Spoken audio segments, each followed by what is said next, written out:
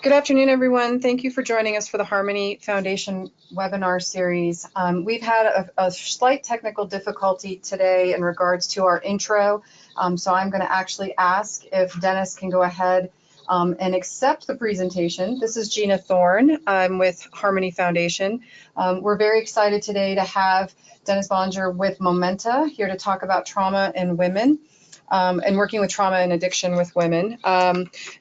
Dennis is the executive director for Momenta, and it's a women-specific treatment program out in Western Colorado, Western Slope, Colorado. I'm going to let him do the overview and introduction. For those of you that are listening today, we are providing one CEU through NADAC. Please be sure to stay on the webinar for at least the 45-minute time window in order for you to secure your certificate. Certificates will be made available at the end of the week. You should receive them by Friday. If you don't receive them by Friday, please contact myself, Gina Thorne, at gthorne@harmonyfoundationinc.com or Christy Weeks at cweeks@harmonyfoundationinc.com. I am going to go ahead and transition the presentation over to Dennis. I see that his slide deck is up and ready to go. Are you there, Dennis? I'm here. Can you hear me? I sure can. Great. We apologize again for the technical difficulties on our side, so we're just going to jump right into the presentation. If folks have questions and they would like to put some questions into the chat, we'll periodically step in and answer questions that they may have. So I'm going to turn it over to you, Dennis. Thanks, Gina. My name is Dennis Ballinger, and as Gina said, I'm the clinical director for Momenta Center for Lasting Recovery in Glenwood Springs, Colorado. And I wanted to talk today about addiction treatment and trauma treatment for women specifically, and talk a little bit about how we view, how we view trauma and addiction in women and in treatment. So I took over as Chief Clinical Officer here at Momenta in November of 2018. And I took over because I had the opportunity, after having worked in the field for over 20 years, to really do what I think is important in terms of treatment for individuals struggling with addiction, and specifically women struggling with addiction and trauma. And the parent company, Danco Supportive Services out of Arcata, California, gave me that opportunity to do it. And so moved from large corporations in terms of doing this for the last 20 years into Momenta, which I think provides treatment in a very different sort of way. And so there's a lot of information that I want to cover today about what we do and who we are. And so I'm going to go through it kind of quick as an overview, just so everyone knows. I'd be very happy to talk with anyone after the presentation on any areas that you'd like more specific information on. And there will also be information being sent out on an ongoing basis in more detail about certain topics and areas in which we cover and treat here at Momenta. And specifically, Momenta is a gender-specific treatment center for women struggling with addiction and co-occurring mental health disorders. And we do not say we're trauma-informed, because I believe we go beyond trauma-informed treatment to actually treating trauma.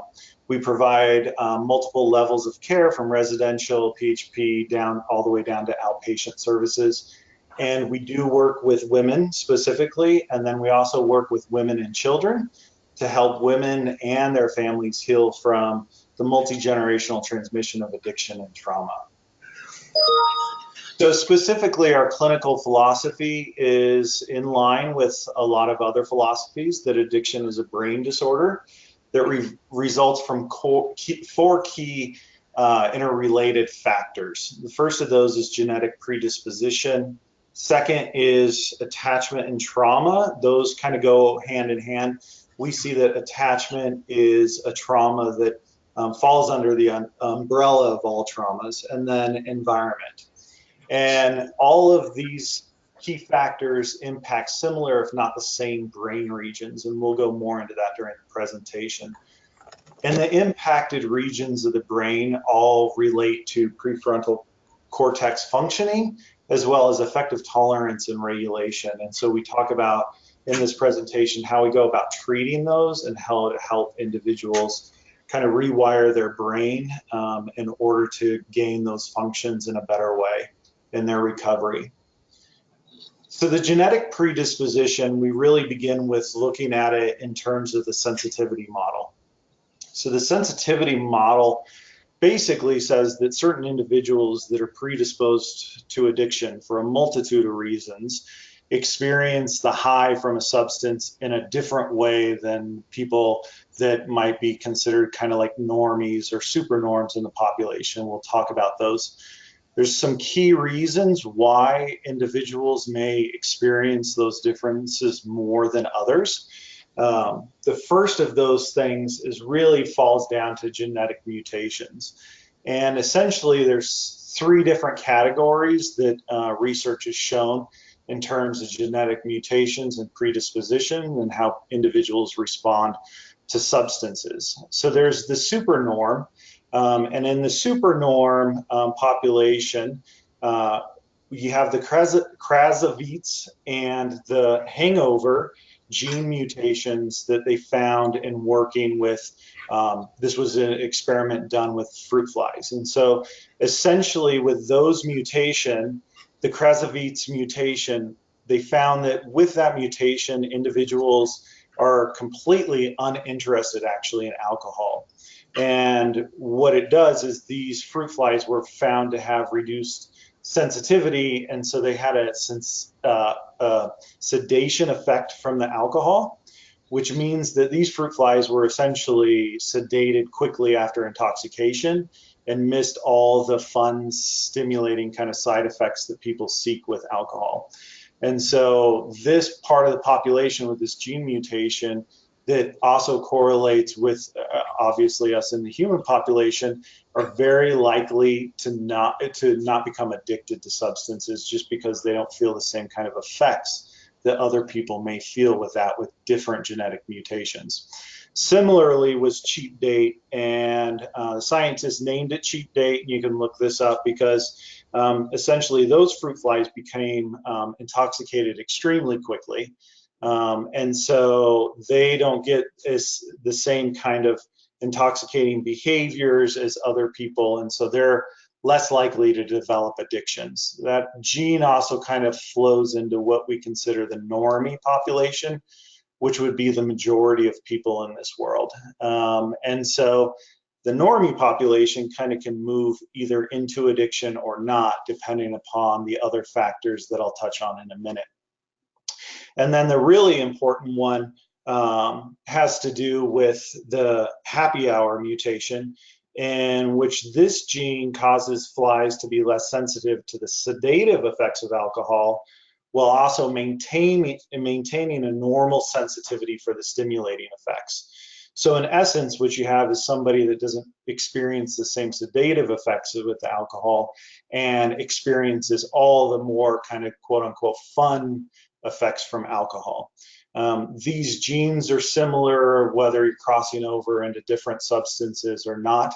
And it does get more complex, but just from a general standpoint, these are the genetic mutations that we look at. And so when I interview somebody and I'm talking to them, the way I hear people talk about these is different in terms of I might ask somebody, you know, the first time you took Percocet, what was that like for you? And I had an individual that said, you know, my first thought was, where has this been my whole life? And I can't imagine feeling better than I do right now. For me, that kind of clues me in to that they probably have that genetic mutation in terms of the happy hour. And so their response to that substance is far more extreme than somebody who would have a different sort of genetic mutation. Or the supernorm population with the kind of hangover mutation. When I asked them similarly, what was it like the first time you took Percocet, their response to me may be like, I don't like opiates, I don't like alcohol, none of them really make me feel okay, and I kind of feel weird when I take them. And so just by asking that simple question, you can start to gauge for what kind of genetic mutation somebody may be having. And so that's the first factor that goes into that. And then we look at dopamine and dopamine deficiencies. And so dopamine does play a role in kind of happiness, but what we're really finding out in the current neurological research is that dopamine plays a bigger even role on focusing us on what we need to pay attention to in order to get our wants and needs met. So it plays a huge survival mechanism in individuals, but it can also mess with our competitive reinforcement. And what that really is talking about is when somebody is looking at, do I take care of my kid or do I use substances? That would be a question that we all would kind of grapple with. But based on dopamine and the way that that is released and flows through the brain when we use substances, it often overrides our competitive reinforcement functioning. And so I'll talk more about that in a minute. But I think it's really important that we start to understand dopamine not only as this chemical that makes us feel happy, but dopamine really is a chemical that helps us pay attention to those things that we find important or unimportant in our lives, and how do we pay attention to those things. And then substances of abuse kind of override those normal processes and release high amounts of dopamine, which help us pay attention to using more substances at the expense of everything else. And then depending upon the specific substance, more dopamine is released over periods of time than other substances. So as we know, methamphetamine and amphetamines release the far greatest amount of dopamine into our brain than any other substances. And that's why it's correlated with such a low long-term recovery rate, is because of that role that dopamine plays in our world. An example of this is I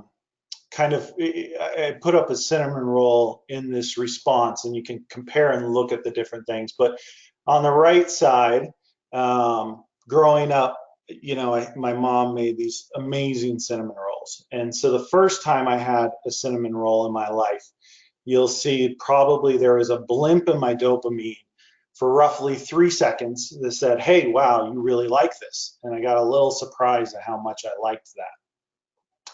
Well, after that first time, what we know about dopamine is I'll never experience that jolt of dopamine when I eat a cinnamon roll again. What I will experience is now dopamine will start to correlate things that might lead to me getting a cinnamon roll. So for example, when I talk to my mom and I say, I'm coming out to your house, my brain might register a little dopamine that says, oh, you might get a cinnamon roll. But then if I go and I think, okay, I'm going for breakfast to my mom's house, now there's another release of dopamine that says, now there's two things put together that really tell me your chances increase. And then if I think, oh, I'm going to my mom's and I'm going for breakfast and it's a holiday like the last Easter we just had, I think, okay, I'm pretty certain I'm getting cinnamon rolls. And so the dopamine has then jolted me 3 different times to say, pay attention to these things, because they predict that I'm more likely to have a cinnamon roll. But when I have that cinnamon roll, I don't necessarily get a dopamine jolt. There's different things that happen. Although if I don't have it when I go there, there's absolutely 0 dopamine released, which then tells me, hey, don't pay attention to those signals anymore earlier on, because they no longer predict that you'll get this. So what happens when you use substances like the slide on morphine is that you will have a huge surge of dopamine when you take morphine, and it will last for 5 hours. And so when you think about that, and you think about what are the things that I need to pay attention to, and what are the things that I need to focus my life on getting because I want and need them, the morphine and the drive to take the morphine will override anything else that is in front of me. And so that's where dopamine plays a huge role. And if we don't understand that dopamine plays a role in predicting the outcomes and that it overrides all the rest of our wants and needs systems, it's hard to understand then how could somebody struggling with an addiction ignore their children? Or how could they not be taking care of their own basic biological health needs or their own hygiene? Well, the reason is because dopamine says in the brain, do this at the expense of everything else. Nothing else is as important as this right now. And that all ties back to a basic biological functioning of, dopamine allows us as organisms and humans to continue our population.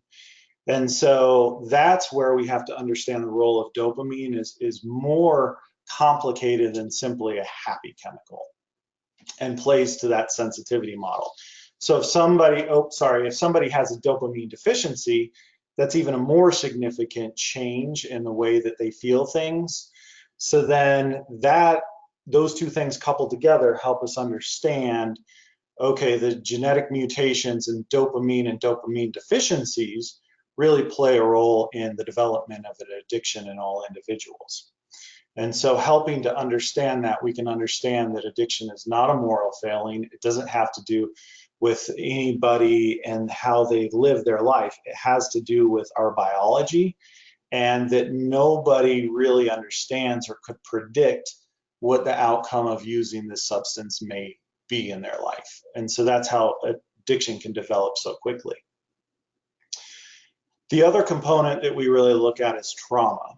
And so when we talk about trauma-specific treatment, we're talking about kind of what I think is one of the major bases for addiction. And I include this slide because I like to inform people or let people know that, if I ask somebody, obesity and diabetes, how do those two things relate? Everyone could easily tell us, oh yeah, well, if you're obese, you're far more likely to have diabetes. And so that's what's going on. Well, with trauma and addiction, if you have childhood trauma or adverse childhood experiences or ACEs, you are far more likely to become addicted than somebody who doesn't have those same traumatic experiences or adverse childhood experiences. And so one of the things that we do with all of our clients is we do use the adverse childhood experiences questionnaire to look at how many of those factors they experienced throughout their childhood. And typically, most of the people that we see have between 5 and all 10 of those adverse childhood experiences. And if you don't know what the ACE questionnaire is, I'd be happy to talk with you about that at any time. And you can look it up online and get copies of the questionnaire. It's 10 questions that relate to adverse childhood experiences. So really, what we're talking about in terms of addiction treatment is also treating trauma. And the traditional paradigm we had with trauma was that in treatment, we focused on the event. We diagnosed it, we looked at what was going on. But in trauma-specific treatment, what we're doing here is what was the impact of that event on the individual? So many individuals experience events that could be considered traumatic, but it doesn't impact them in a way that they would develop PTSD. And there's lots of reasons for that, but the important thing is to always look at what was the impact on that individual when they experienced that event. And so one of the things we try not to do is say, well, that event must have been traumatic, or wow, you were in a car accident, that must have been traumatic. Well, for some people that may be hugely traumatic, but for other people it may have no trauma-related symptomology at all. And so that's where we then want to look at what was the impact of the event on the individual. The other thing is traditionally the symptomology related with trauma and the reactions to trauma in individuals was considered willful behavior. And so many of the things that oftentimes people do when they experience trauma were seen as people being intentionally, like oppositional defiant. I don't believe in oppositional defiant disorder because oftentimes I find that it's more the result of trauma, and it's just the symptomology that somebody is demonstrating because of it. And so what we like to think more is that it's a brain-based behavior, and I'll show more later on, but trauma has significant impacts on the brain. And we'll look at some brain slides that show that impact. And so we have to understand that these are brain-based behaviors and not anything that is willfully done by an individual. That distinction plays a huge, huge role in how we have constructed our treatment program and do treatment here at Momenta. Finally, traditionally, we then were service driven. We looked at what kind of talk therapy services can we give to somebody to help them overcome their traumas. Well, changing that, we now look at what are the resiliency factors that we need to put in place for the individual, or that they had in place to begin with, that we can really focus on.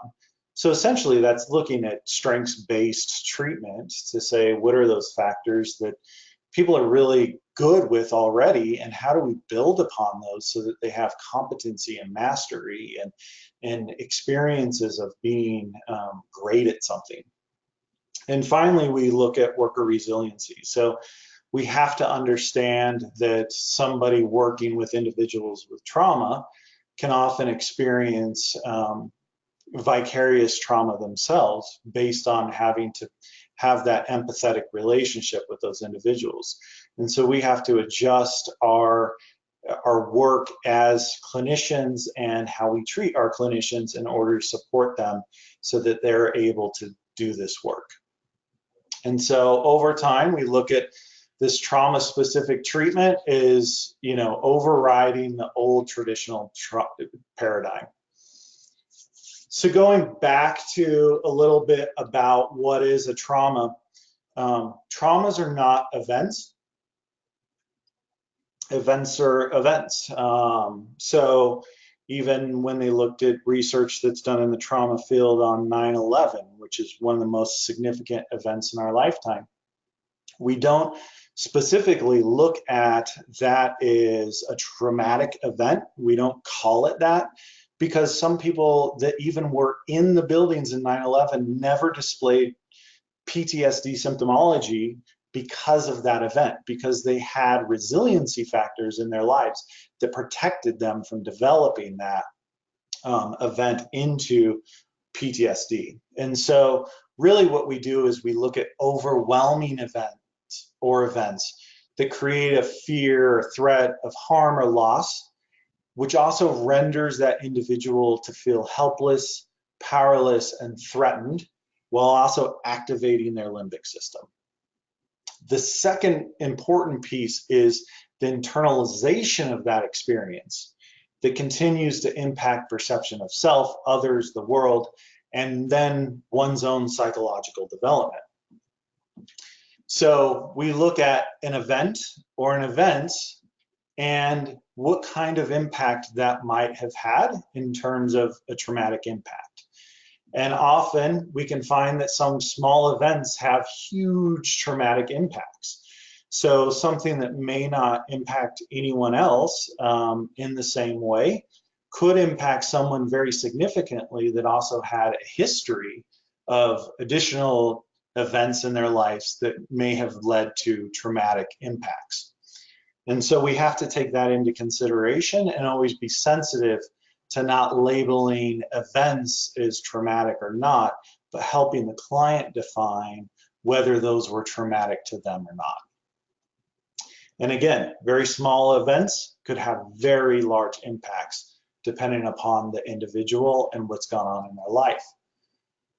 Which brings me to this slide, which we use all the time, and we try to give to family members and clients and everybody around. This is the Bernstein Bears, and it's taken from Stranger Danger. And this is often the way individuals that have never experienced trauma or neglect or things like that see the world. The world seems like a very safe, sort of happy place. People are pleasant, people are wonderful. But when you experience what could be a traumatic event and that turns into trauma, you begin to see the world in a different way. And so you begin to see people oftentimes as suspicious. You begin to believe that there's danger around every corner. And so when individuals engage in the world with this viewpoint, they're often hypervigilant to the world. They're often quick to respond. They're often emotional. They display behaviors that now people commonly refer to as kind of bipolar, like anything can set them off. Well, that's because they're hypervigilant because they have to go through their world seeing the world this way all the time. And so we may see the world this way and they see it this way. And then we come together and oftentimes we miss each other because we think, hey, I'm this wonderful person that's, walking down the street that's here to help you. And so why aren't you taking my help? And it's because they might see the world in this way. And so part of that is really understanding day in and day out and everything that we're doing is that our clients perceive the world in a different way because of their trauma, which then brings us to why they might use substances. If I see the world this way, I am far less likely to need substances. I am far more likely to walk through life feeling great about things and the world's a wonderful place and I just live in a different sort of emotional space than somebody else. But if the world is this way, there's fear and danger around every corner, I might seek substances as the only place that I can get relief and a kind of reprieve from this sort of world. And so when you couple the genetic mutations, the dopamine deficiency, and trauma, and this is the way you see the world, then substances become hugely reinforcing because not only am I more sensitive to it, I feel better when I take them, but I was also down a little bit lower emotionally to begin with because this is the way I see the world. And so substances become hugely reinforcing for individuals that have that genetic predisposition as well as the trauma. So going further into the trauma, I think is important because most of our clients have experienced complex trauma, just not a single traumatic event, but complex trauma is where there's experiences of multiple events that occur within their relational system. And so the important piece about this is it becomes complex because those people that are in this world to take care of me, to love me, to protect me, are now the people that are also hurting me. And so then I become very confused about how that world looks. And that world becomes even more scary because there's absolutely nobody I can trust. There's no place I can feel safe. There's nowhere that I can go to get reprieve. This is often, again, why substance use becomes so reinforcing and why addiction is so easily kind of achieved by individuals is because they've experienced this and substances give them reprieve from this and not only sometimes reprieve but actual happiness, which oftentimes these individuals may struggle to even achieve little bits of happiness or joy in their life. The other part is that complex trauma is often chronic and it's usually in early childhood. And so individuals have been exposed to this sort of trauma very early on in their life. And so their mental model by which they see the world really does come back to this. This is absolutely the way they see the world. And then we, question why some kids struggle at school or, that sort of thing. If this is the way you see the world, people are not there to help you. So if you're struggling with your education, I don't know which one of these people here I would go to ask for help. And so oftentimes we also find that people that we're working with did struggle within their educational system and that, they were failures in that and then went to substances as a way to cope with that as well. And so it's just this kind of reinforcing wheel that tends to happen in terms of those sorts of things. And then we see if we see the world this way and no one's safe to go talk to, and then I'm failing in school, what happens when we start failing school? Well, then people get on our case even more. Or if we're acting out at school because we're acting out our trauma symptoms, people become even scarier because we get called to the principal's office and things like that. And so oftentimes people develop addictions, and part of the reason why it's an adolescent onset disease is because of this kind of perception and mental model of the way people see the world. And connecting with that then early childhood complex trauma, which we see in most of our clients, we get into kind of the attachment disorders, which falls under that trauma.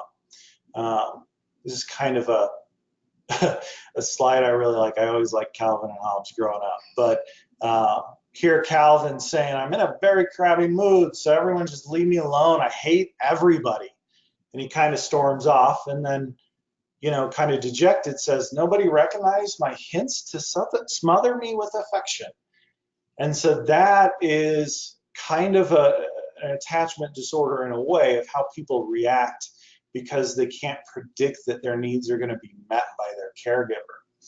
And so addiction then, in our philosophy, also can begin to take roots in childhood and infancy and toddlerhood. And we have on staff an infant mental health specialist, and we talk about her as an infant mental health specialist, but when I think about it, she really is an attachment expert. I mean, people that are working with infants, early childhood, and their parents are really experts in attachment. And so we know that we need to treat some of the attachment that took place in life in early childhood for many of the people that we worked with. And so one of the major components of the work we do is we have an attachment group.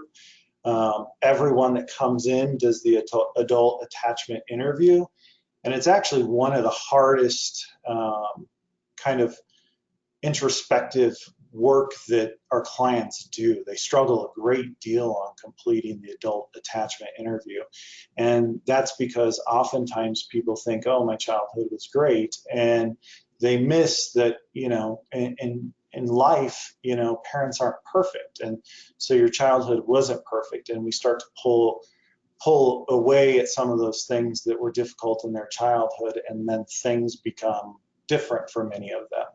And for most of our clients, if not all of them, they really have developed insecure attachments. And so when you develop an insecure attachment, what you're essentially saying is, I'm not sure how I'm going to get my needs met.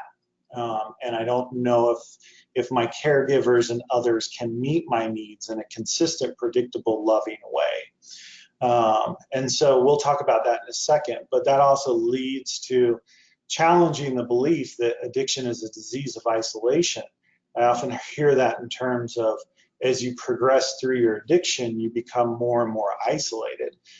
My belief is that really addiction is a disease that stems from isolation, because if you developed an insecure attachment in infancy, early childhood, that develops over the course of your lifetime as insecure attachments throughout all relationships, from elementary to middle, high school, and into your adult relationships. And so a great deal of what we do is really looking at that attachment and how that's affected many of our clients' adult relationships. And actually part of the reason we find that so many of our clients are in relationships that are considered dysfunctional and contain a lot of domestic violence and interpersonal violence is because of how their kind of world began.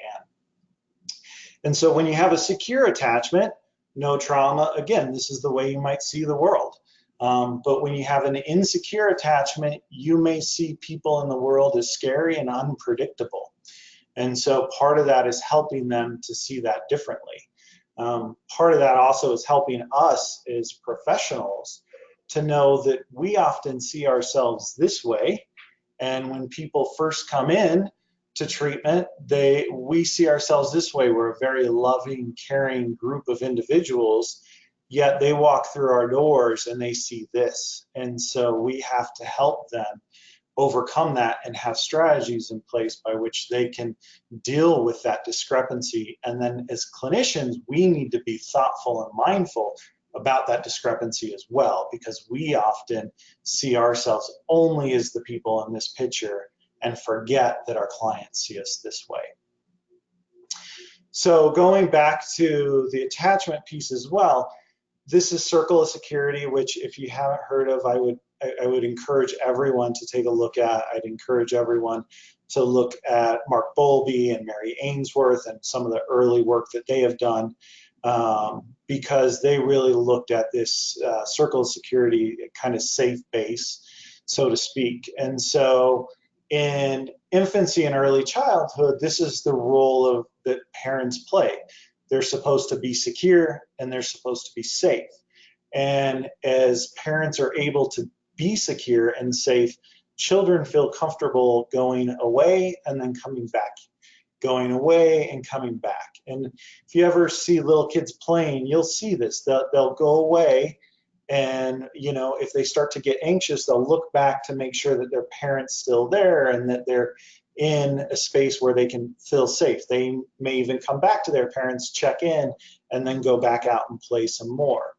And if parents can support that exploration, if they can help their children, if they can enjoy them and delight in them, then what happens is children develop a secure attachment. Individuals develop a secure attachment.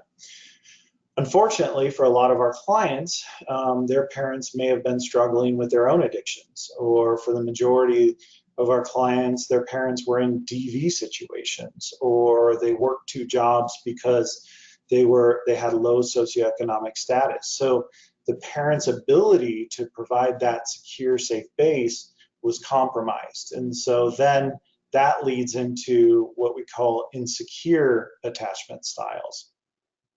One of the things, and we'll go into some of those attachment styles, but one of the things that I want to highlight here is you'll see in the bottom left corner, one of the roles of parents is to help infants and children organize their feelings. And as I think about this a lot, I think about with addiction for years, we've always said, one of the hardest things is that when people get sober, they now have to feel their feelings. For me, I wonder about that a lot, because if their parents weren't able to create a secure attachment for them, they never learned how to organize their feelings. So now they're feeling feelings and they don't even know what are the feelings that I'm feeling.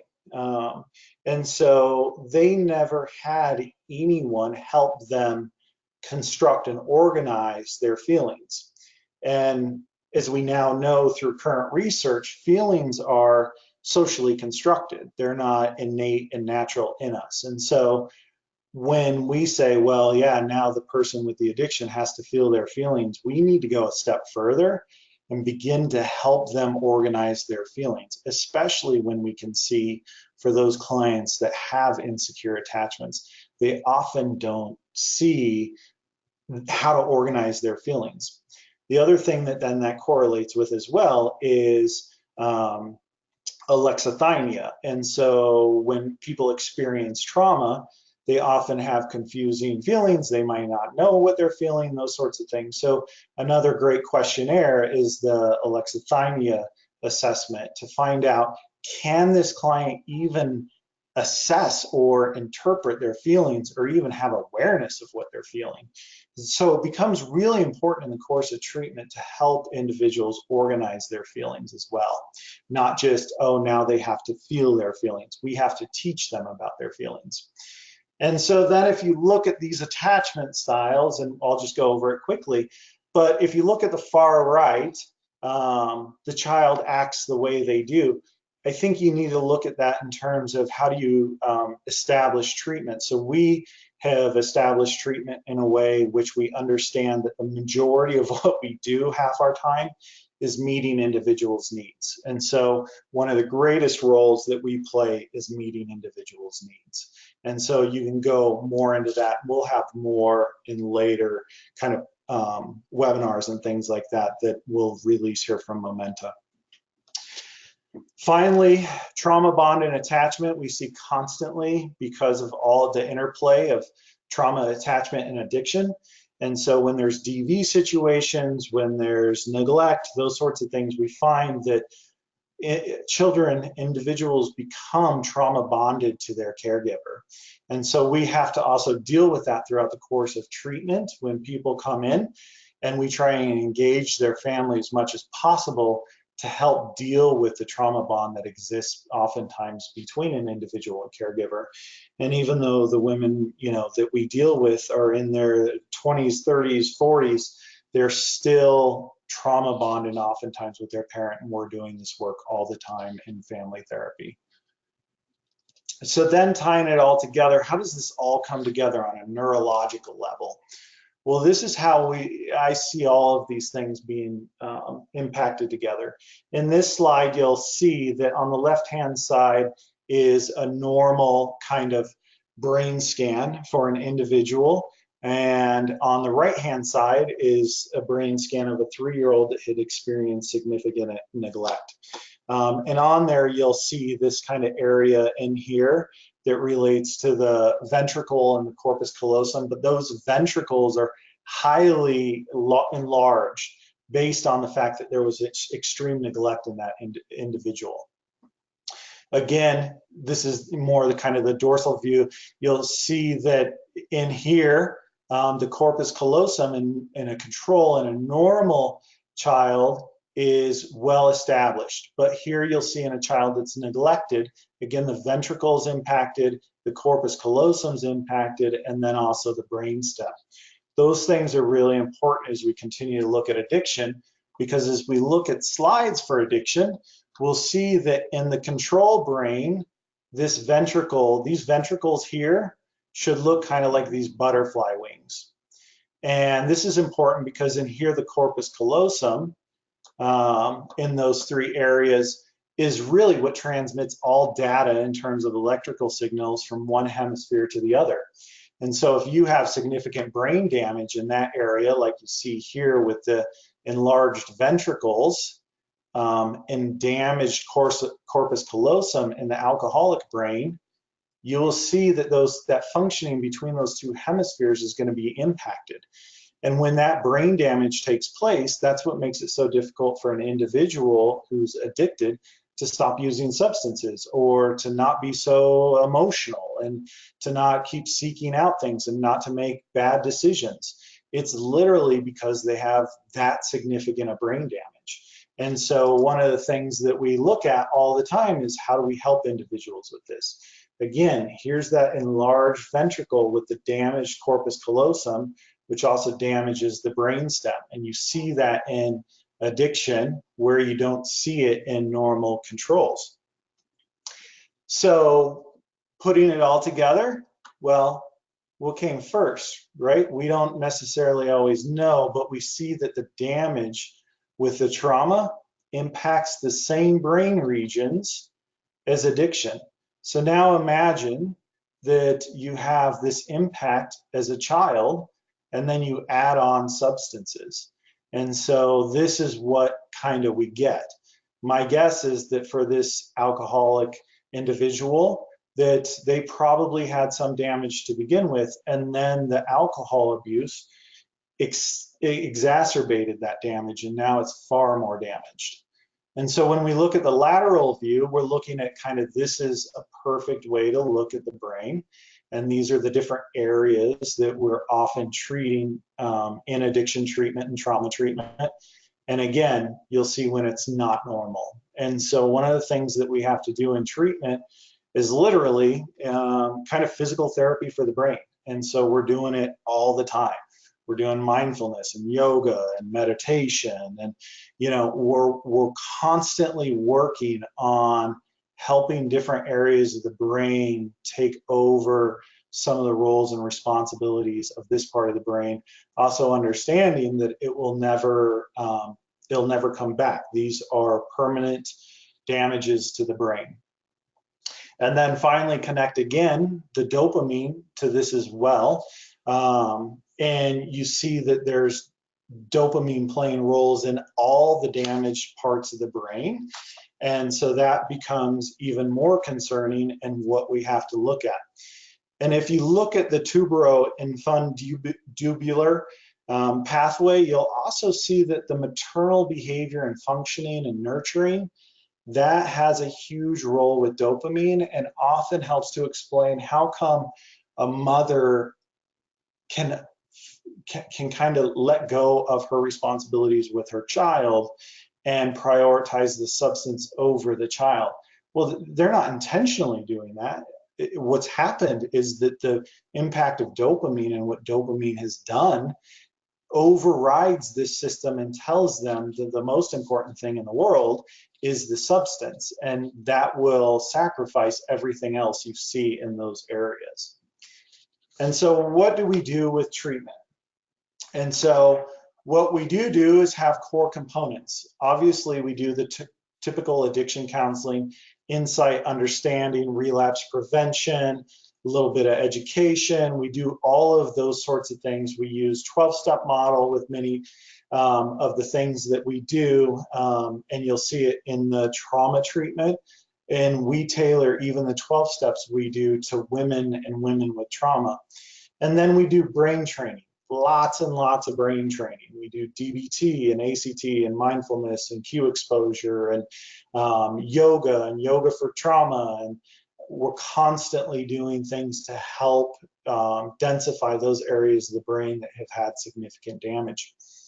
And then for trauma treatment, we do EMDR, hypnosis for trauma, and prolonged exposure, all evidence-based trauma treatments. A lot of that time based on what we're using is based on client preference and what they feel best with, and then also with clinical agreement. And then we have evidence-based programming for women with addiction and trauma. So we use TREM, which is the Trauma Recovery and Empowerment Model. We do Seeking Safety, Daring Way, and then A Woman's Way Through the 12th Step, which is put out by Stephanie Covington, who is brilliant in working with women and women with addiction and trauma. And her work is profound. And then we also do narrative therapy, which helps individuals rewrite the stories, and so that they can help to change the mental models by which they see the world. So helping them kind of change their worldview.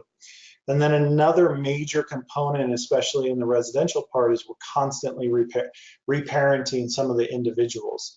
So our goal is to provide safety and security first. We want to be that safe base. We want to be able to emotionally validate people. We want to have always unconditional positive regard. We want to have mistakes. We rupture and we repair. It's a major concept in attachment treatment, but parents are not perfect. What is important is that parents can go back and talk to their child and say, you know, I made a mistake and here's what mistake I made, and they can repair the relationship. And we do all of that to try and help create that sense of safety. So here's what we do, and that I would recommend everyone do if they're trauma-informed, attachment-informed, in terms of addiction treatment. And we understand first and foremost that there's no such thing as manipulative behaviors. Manipulative behaviors are essentially an individual's kind of programmed way of getting their needs met. Oftentimes they never had their needs met, and so they don't know the best way to go about doing it. Oftentimes we'll call these clients borderline. You know, they're displaying borderline characteristics, or that's just addict manipulative behavior. Well, no, that's not what that is. What it is an individual trying to get their needs met. And so we understand all of that in terms of people trying to get their needs met. And when we can help them meet their needs, then things go much smoother and they start to learn more pro-social ways of getting their needs met. The other thing you need to do is give clients control and choice. Oftentimes in trauma, clients had no control and they had no choice. And so when individuals come in and we begin to take everything away from them and we program them and we tell them, you know, if you don't get up out of bed and you don't go to this programming, you're being oppositional. Well, that's not necessarily true. We want to give individuals control and choice. And by giving them control and choice, we don't activate their limbic system, and we don't kind of pathologize some behavior of them trying to get their needs met. So often we ask people what they need to be okay in the moment. Many of our clients don't know how to identify what they need to be okay. They don't know how to say, I need 5 minutes to calm down, or I need to take a walk and just kind of zone out for a minute so I can be okay. And so we start to help them identify how do they do that. And then we're always meeting those needs, always, always, always. And then we're reparenting again, which includes the rupture and repair. And then we're romancing the limbic system, which essentially means, like when you say no to somebody, immediately our natural response as human beings is to fight against that. So an example I often give is, if a kid's screaming in the back of your car, I want to go to McDonald's, I want to go to McDonald's, and you say no, they're more likely to escalate their behavior. If you say, sure, we can go to McDonald's, at the end of the week, after you have a really good week at school and you turn in all your homework, well, now you just kept them from going into their limbic system, kept them into the prefrontal cortex of their brain, and now they're better able to emotionally regulate. And so you're not in that same sort of conflict. There's lots and lots of ways to kind of romance the limbic system, and I do a presentation on it all the time. But we need to understand that is a major concept as well, of how do we just use language to help people stay regulated and out of their limbic system. Here's also what not Yes, to I do. got a quick question for you. Oh, yeah. Question Yeah, what's the question? before you get too far in? So the chicken and egg theory is that neglect caused brain maturation maladies, making the person more susceptible to substance use. Correct. That exasperated the brain malady even more. Yes or no? Yes. Yes. Yeah. Yeah. I mean, we can't always guarantee that, but I would say in my experience, that's more the rule than the exception. Thank you. Yep. So another thing that trying to change is we don't refer to individuals as addicts. I know that there's some cultural reasons for this. There's some 12 steps reasons for this. I know that people struggling with addiction often refer to themselves as addicts. I think that needs to change. We've changed that a long time ago in terms of languaging for different things. If I went to a mental health conference and I labeled somebody as borderline, well, that person's borderline, I think everyone would hit the roof, because we understand that person is far more than somebody that struggles with borderline characteristics. That individual is a person, a human being first and foremost, that is then struggling with addiction. They are not an addict. When we label ourselves as addicts, then that's what we become. And what we try and work with the women here is, you're far more than that. That's a piece of who you are, and we use some IFS and some narrative around that, but it's a piece of who you are. It is not who you are. And so we really highlight not doing that and trying to change that, while also understanding that some of that may happen, but we work strongly on not letting that continue. The other thing that was very important when I started establishing the residential treatment program was that there was no reward system or level system. If you understand addiction and the brain impact, you'll understand that many of the rewards and level systems and things that people need to do to achieve increased kind of levels, their brain's not able to do. And so essentially you begin punishing people for something their brain's not able to do, and then they feel even worse and they have more guilt and more shame about themselves. And so you end up hurting them rather than helping them. And then rigid boundaries, again, a lot of places would say, you need to get up out of bed, you need to do your programming, you're not following it, this is addictive behavior. One thing we try to do is take into consideration what things are going on. For many of our individuals with attachment disorders and addiction, they had rigid boundaries in their home, or they had very diffuse boundaries. And so What we want to have is healthy boundaries, which can take in information, but can also hold a boundary, understanding that information. So sometimes it's empathizing with somebody and saying, hey, I get that that's tough, and here's still the boundary. And sometimes it means, going with kind of what's going on for them. We recently had a woman here it was the anniversary of her father's death, and she just, couldn't get up out of bed. And so the counselors approached her in terms of, we're here, we care about you, we want you to be okay, tried to help her identify what she needs to be okay. And we didn't that day force her into programming. She stayed in bed most of the day, and we would check in and meet her needs.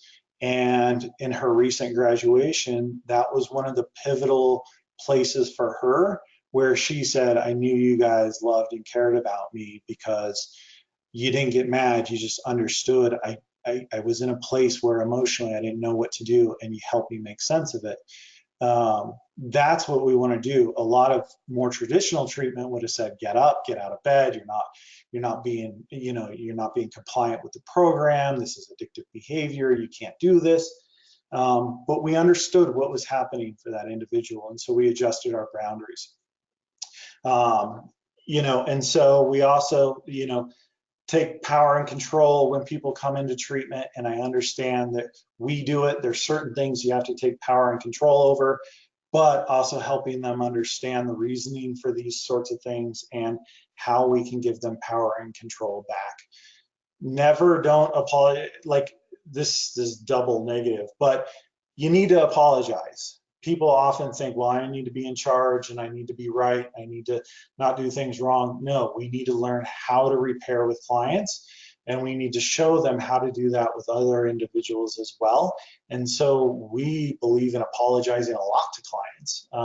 We make mistakes, and so when we do, we take accountability and we apologize for those things.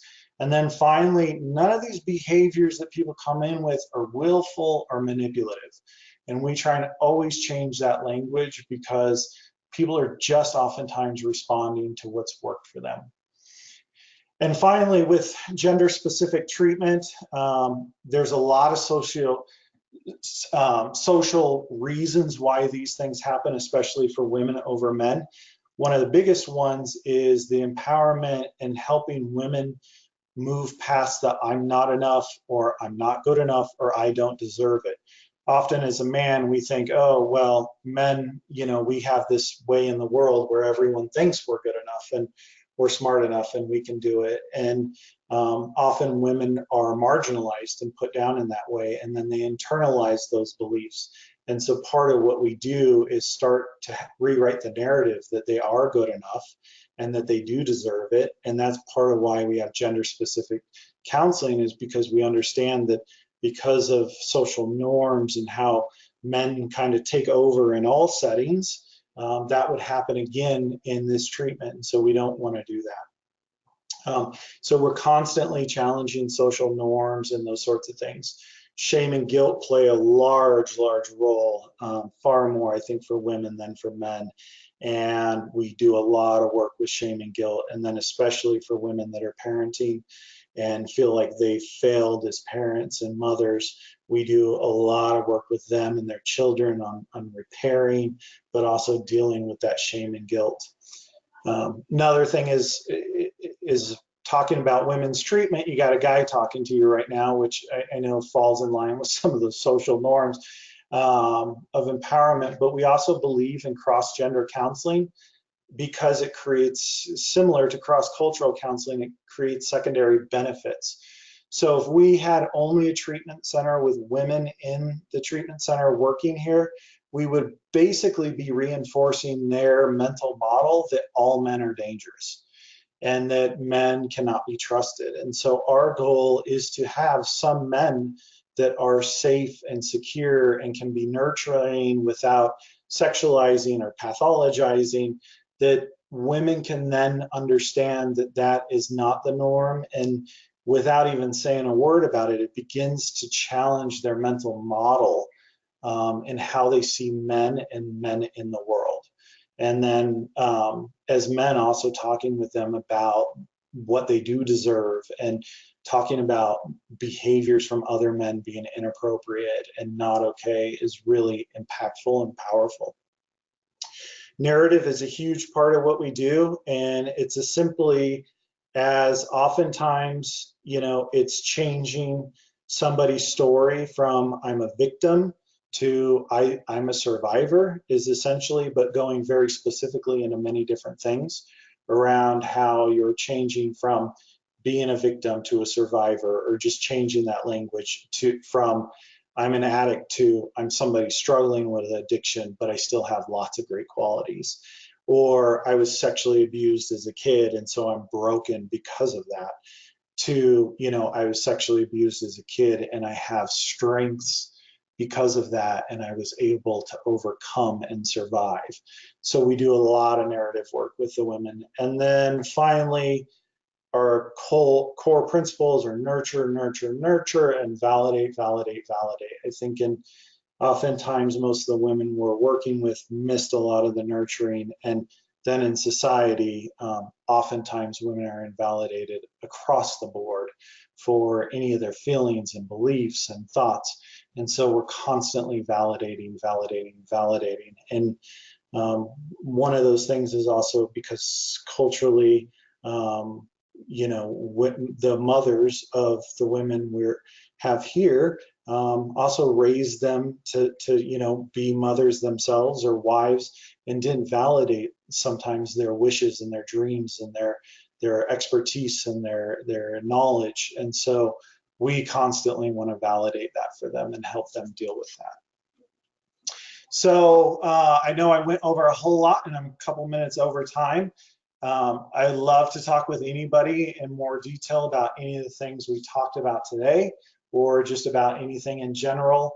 My direct office number is there. It's 970-930-6451. You can email me if you want the slide deck. Please email me. Just let me know what you'd be using it for, and we can do that. And then if you have anyone you're working with that's looking to get in, we do have a couple beds available. You can give us a call or have them give us a call at that admissions number, and we can work with you or them to get them the help they need. Oh, perfect. Thank you, Dennis. Such a great presentation. We want to remind everybody that we do record these. So if you are interested in a recording, you can email me, Christy Weeks, at cweeks@harmonyfoundationinc.com. I will be happy to send you the audio piece of this. Dennis has provided his contact information, so any additional questions or requests for slide deck, he was kind enough to provide all the contact. We've got another webinar coming up in May, May 22nd to be exact, with Melissa Barbash. Look for that registration piece, and know that there is a survey coming your way, so please take a moment to fill that out. Certificates you should have by the end of day on Friday. If you don't, again, reach out to me, Christy Weeks. I'll be happy to take care of you. Dennis, we thank you so much for such a great webinar and appreciate you taking the time to share it with us. On behalf of the Harmony Foundation, thank you so much for participating in our webinar series. We hope we will see you next month.